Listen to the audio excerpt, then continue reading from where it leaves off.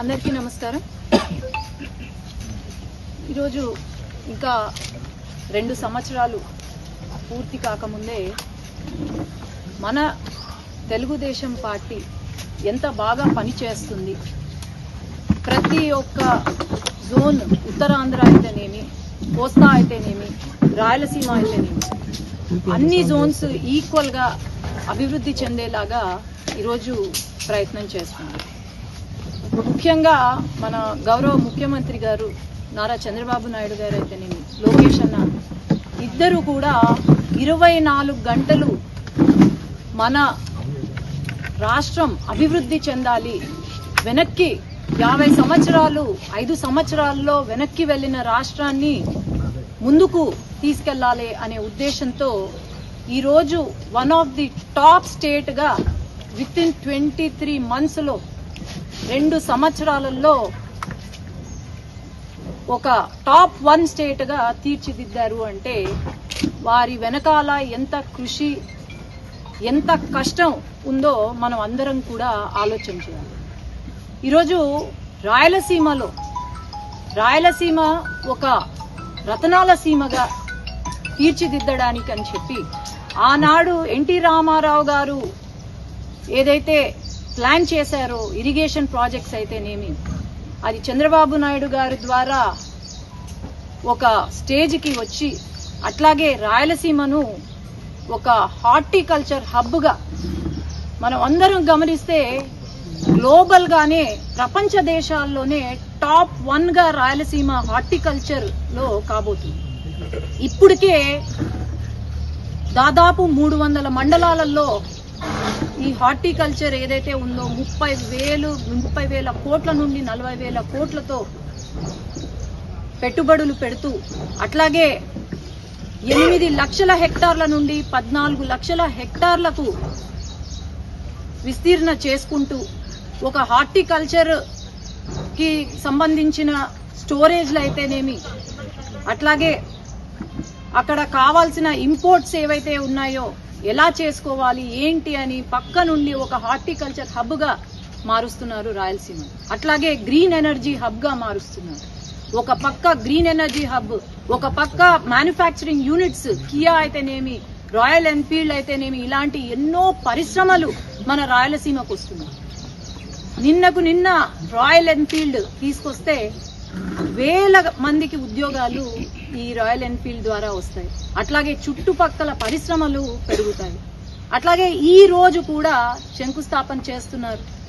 ఎక్కడైనా దేశంలో fighter jet manufacturing unit ఈరోజు రాయలసీమలో మన పుట్టపర్తిలో శంకుస్థాపన చేస్తున్నారు, మొదలవుతుంది అంటే మనం అందరం కూడా గర్వపడాలి. 2019 నుండి 24 వరకు వైఎస్ఆర్సీపీ ప్రభుత్వం ఏదైతే ఉందో వాళ్ళు ఏమైనా అభివృద్ధి చేశారా రాయలసీమకు అని నేను ప్రశ్నిస్తున్నాను. ఈరోజు రాయలసీమలో ఉన్న ప్రజలు రాయల్గా బతకాలని చెప్పి మన ముఖ్యమంత్రి గారు ముందుకు తీసుకెళ్తుంటే, అభివృద్ధి ఎలా, సంక్షేమం ఎలా అని ముందుకు తీసుకెళ్తుంటే, మరి ఆనాడు వైఎస్ఆర్సీపీ ప్రభుత్వం ఉన్నప్పుడు ఏం చేశారు అని నేను అడుగుతున్నాను. ఆనాడు ఒక్క పరిశ్రమ లేదు. మనం అందరము చూసాము. ఒకే రోజు దాదాపు 10,000 మంది ఎక్కడో హైదరాబాద్కి, బెంగళూరుకి వలసలు వెళ్లిన రోజు మనం చూసాం. కానీ ఈ రోజు పక్కన జిల్లాల నుంచి, పక్కన రాష్ట్రాల నుంచి మన రాష్ట్రానికి వలసలు వస్తున్నారు. ఎందుకు? పెట్టుబడులు ఎక్కువ ఉన్నాయి, ఉద్యోగాలు వస్తాయి, ఇక్కడ బాగుంది అనే ఉద్దేశంతో ఇక్కడికి రావడం జరుగుతుంది. మరి ఇంత చేస్తున్నా కూడా వైసీపీ వాళ్ళు కొత్తగా ఒక గేమ్ మొదలు పెట్టారు. ఏంటి అంటే 2 కులాల మధ్యలో లేకపోతే మతాల మధ్యలో చిచ్చు పెట్టే విధంగా, శాంతి భద్రతలకు భంగం కలిగేలాగా ఈరోజు ప్లాన్ చేయడం. ప్రతి జిల్లాలో ఒక ఇష్యూని టేకప్ చేసి, ప్రతి జిల్లాలో చిల్లర ఇష్యూస్ ని టేకప్ చేసి, లేకపోతే మతాల మధ్యలో లేకపోతే కులాల మధ్యలో చిచ్చు పెట్టడానికి రౌడీ మూకలను దింపి, ఒక్కొక్క జిల్లాలో రౌడీ మూకలను దింపి ఈరోజు రాజకీయం చేయాలి అని అనుకుంటున్నారు. ఆనాడు పవర్లో ఉన్నప్పుడు ఇదే రాజకీయం చేశారు, ఇలాంటి రౌడీయిజం చేశారు. పవర్లో లేనప్పుడు కూడా ఇలాంటి రౌడీయిజమే చేస్తున్నారు. ఆనాడు అది భరించలేకనే ప్రజలు బుద్ధి చెప్పి 11 సీట్లకు పరిమితం చేశారు వైసీపీలో. ఈనాడు మళ్ళీ అదే పద్ధతిలో ఫాలో అవుతున్నారు.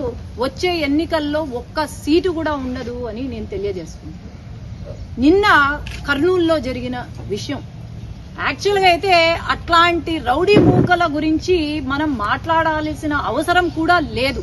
కానీ ప్రజాప్రతినిధులుగా ప్రజలచే ఎన్నుకోబడిన నాయకులుగా మాకు సంక్షేమం ఎంత ఇంపార్టెంటో, అభివృద్ధి ఎంత ముఖ్యమో, ప్రజా రక్షణ, ప్రజల పీస్ఫుల్ గా ఉండాలి అనే భద్రత కల్పించాలి అనే బాధ్యత కూడా మా పైన ఉంది.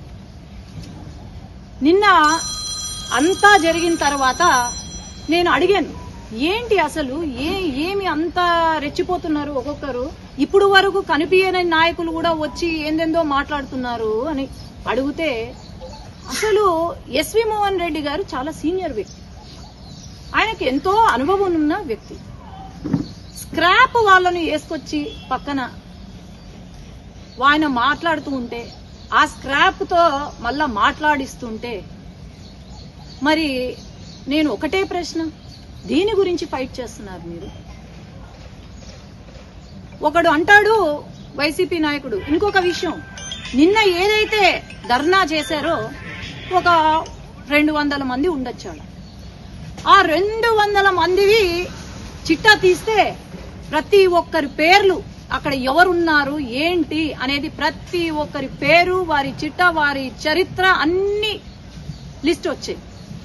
దాంట్లో సగం మంది గంజాయి బ్యాచ్, ఇంకొంతమంది కిడ్నాప్ చేసేవాళ్ళు, ఇంకొంతమంది అటెంప్ట్ మర్డర్లు ఉన్న వాళ్ళు, ఇలాంటి బ్యాచ్ వేసుకొని ధర్నా చేస్తారు. అది ఏంటంటే పేరెత్తితే చాలు ఓ అని అరుస్తారు. అది ఎవరు పేరెత్తినా అరుస్తారు. మా పార్టీ వాళ్ళ పేర్లు ఎత్తినా అరుస్తారు, వాళ్ళ పార్టీ పేరెత్తినా అరుస్తారు. అంటే ఏమన్నా పేడు ఎన్నిసార్లు ఓ అని అరుస్తే ఏమన్నా డబ్బులు ఇస్తారో నాకైతే తెలీదు. అక్కడ ఉన్న వాళ్ళు 50% ఎవరెవరు నా పైన సోషల్ మీడియాలో ఒక పోస్ట్ పెడితే గలీజ కామెంట్స్ పెట్టేవాళ్ళు ఎవరో నాకు తెలుసు.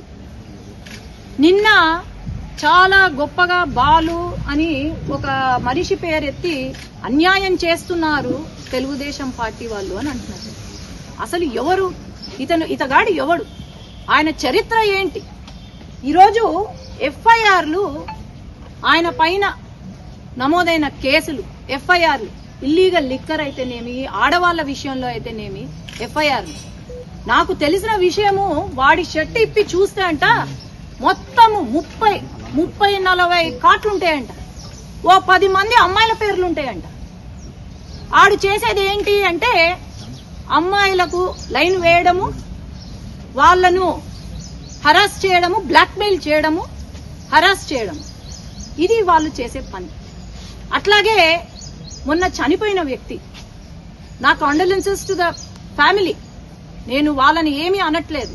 కానీ అన్నీ కూడా ఇప్పుడు ఒక కంప్లైంట్ వచ్చినా కూడా, లేదంటే ఎవరైనా కంప్లైంట్ వచ్చినా కూడా అన్ని రికార్డెడ్ ఉంటాయి. ఒక అమ్మాయి 112కి కాల్ చేసి ఒక హరాస్మెంట్ కేసు ఫైల్ చేయాలనుకుంది. ఆ కాల్ రికార్డింగ్ కూడా ఉంది. ఆనాడు స్టేషన్లో ఆయన ఫోన్ తీసుకున్నారు. ఆ ఫోన్లో ఏంటిరా అని చూస్తే ఎంతో మంది అమ్మాయిలను బ్లాక్మెయిల్ చేస్తూ, వాళ్ళ వీడియోస్ రికార్డ్ చేస్తూ, ఆ ఫోన్లో ఆ వీడియోస్ ఉన్నాయి, రికార్డ్ చేస్తూ గూగుల్ పే, ఫోన్ పే నుండి డబ్బులు తీసుకుంటూ బయటికి వచ్చింది. అది కేవలం అది బయటికి వచ్చింది అని చెప్పే ఆ ఉద్దేశంతో మరి ఏమైందో, భయపడ్డాడో మరేమో, కానీ ఇది రాజకీయం చేశారు. నేను ఒకటే అడుగుతున్నా, సూసైడ్ లెటర్ అని చెప్తున్నారు, ఎక్కడుంది సూసైడ్ లెటర్? ఒక జెరాక్స్ కాపీ చూపించి, అసలు అది ఎవరు రాశారో కూడా తెలీదు, ఇన్వెస్టిగేషన్ టీమ్ కి ఇవ్వమంటే ఒక జెరాక్స్ కాపీ ఇచ్చి ఒరిజినల్ లెటర్ ఇవ్వమంటే ఇంతవరకు on record original suicide letter ఇవ్వలేదు. ఎందుకు? ఇలాంటి వాళ్ళ కోసమా వైసీపీ వాళ్ళు ఇలాంటి అమ్మాయిలను వేధించి అమ్మాయిలను బ్లాక్ మెయిల్ చేసే వెధవల కోసమా నిన్న ధర్నా చేసింది వైసీపీ వాళ్ళు అని నేను ప్రశ్నిస్తున్నాను. ఏమంటారు? ఎక్కడో మొక్కేసి వచ్చినాడంట జైల్లో, 2014లోనే మొక్క వేసి వచ్చినాడంట, ఇప్పుడు మానేయి ఉంటదంట. నీకు అంత దూలం ఉంటే, అంత జిల ఉంటే ఆ మొక్కను ఆ మానుగా మారిందా లేదా అని చూసుకోవడానికి పోవాలనుకుంటే పోయి చూసుకొని రా. నీకు ఎవరైనా డిగ్రీలు చెప్తారు, అరే నేను ఎంబీబీఎస్ చేసిన, ఎండీ చేసిన, లేకపోతే ఇంజనీర్ చేసినానని. వీళ్ళేందంటే నేను పుట్టినప్పటి నుంచి జైలే చూసినా, నేను పెరిగిన తర్వాత కూడా జైల్లోనే ఉన్నా, లేదు రిటైర్మెంట్ తర్వాత జైల్లోనే ఉంటాను. ఇదా రాజకీయం అంటే? ఇదా వీళ్ళు చేసేది? ఒక మినిస్టర్ గారిని నింద వేసే ముందు 40 కోట్లు 20 కోట్లు కబ్జా చేసినారు అని నింద వేసే ముందు ప్రూఫ్స్ చూపి, ప్రూఫ్స్ తో పాటు మాట్లాడితే నీ పైన నమ్మకం ఉంటది ప్రజలకు. ఒక ఆర్య వైశ్య కమ్యూనిటీకి సంబంధించిన ఒక మినిస్టర్, మనకందరికీ తెలుసు ఈ దేశంలోనే మొత్తం ఆర్య వైశ్యులు ఎవరైనా దేవుడికి భయపడి భక్తి ఉన్న వ్యక్తులు అంటే ఆర్య వైశ్యులు. వాళ్ళు ఎప్పుడూ కూడా ఇటువంటి పని చెయ్యరు. అది అంటాడు బిజినెస్లు ఉన్నాయి, వాళ్ళకి ఇన్ని కోట్ల డబ్బులున్నాయి. అని వాళ్ళ బిజినెస్లు వాళ్ళు కష్టపడి వాళ్ళు సంపాదించుకున్నారు, నీకేం సంబంధం అయ్యా? మళ్ళీ ఇంకో మాట కూడా అండ్రి, ఏందో నాకు అర్థం కాలే ఈ విషయం. ఇది జగన్మోహన్ రెడ్డి గారు చాలా క్లియర్ కట్ గా వినాలి. కొంతమంది నాయకులంట తండ్రి పేరు పెట్టుకొని రాజకీయంలోకి వచ్చినారంట, తండ్రి పేరు చెప్పుకొని రాజకీయం ఏదో చెప్పా, తండ్రి డబ్బులు వాడుకొని రాజకీయంలోకి వచ్చినారంట. మరి మీ గురించే అనుకుంటా జగన్మోహన్ రెడ్డి గారు, వీళ్ళు పులివెందలో కూడా తిష్ట వేసి ఏమన్నా ఇది చేసేలాగున్నారు. మరి జగన్మోహన్ రెడ్డి గారు, వైఎస్ రాజశేఖర రెడ్డి గారు వారి తండ్రి పేరు చెప్పుకొనే రాజకీయాల్లోకి వచ్చాడు.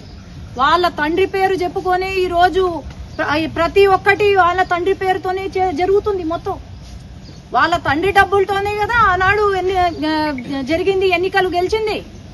మరి మీ గురించి చెప్తున్నట్టున్నారు. మరి ఆలోచన చేయండి. ఈ రౌడీ వెధవలు పంపించడం మరి మీ పార్టీకే నష్టం గాని మాకు ఇంకా మంచిది ఇలాంటి రౌడీ వెధవలు వస్తే గాని. నేను ఒకటే చెప్తున్నాను, ఈ రోజు మాత్రము ఏవైతే కేసులున్నాయో వైసీపీ హయాంలో వాళ్ళు తప్పులు చేసి కేసులు ఏవైతే క్లోజ్ చేపించినారో, ఏవైనా కావచ్చు, అవి బాంబ్ బ్లాస్ట్ కేసులు కావచ్చు, లేదంటే ఒక మైనర్ కిడ్నాపింగ్ కేసులు కావచ్చు, మర్డర్ అటెంప్ట్లు కావచ్చు, లేకపోతే ఈ చిన్న కేసులు కూడా ఈ రోజు రీఓపెన్ చేసి దాన్ని సమగ్రంగా ఇన్వెస్టిగేషన్ చేసే బాధ్యత మేము తీసుకుంటాం. అట్లాగే ఉత్త నాయకులు ఒక్కటే కాదు, ఆ గంజాయి బ్యాచ్ ఏదైతే ఉందో ఈ రోజు నుంచి ప్రతి ఒక్కరూ అండర్ సర్వేలెన్స్ ఉంటారు. మీరు గంజాయి కాదు కదా, ఊపిరి ఎన్నిసార్లు మీరు ఊపిరి తీసుకున్నా కూడా మాకు తెలిసిపోతుంది. ఇప్పుడు కొత్తగా రింగులు వాచ్లు వేసుకుంటున్నారు, హార్ట్ బీటు లేకపోతే అన్ని తెలుసుకోవడానికి. ప్రతి ఒక్కరి రింగులు వాచ్లు మా దగ్గర ఉన్నాయి, గమనిస్తూనే ఉన్నాము. ఖచ్చితంగా ఇలాంటి వెధవలకు ఖచ్చితంగా ప్రజలే గుణపాఠం చెప్తారని నేను తెలియజేసుకుంటున్నాను.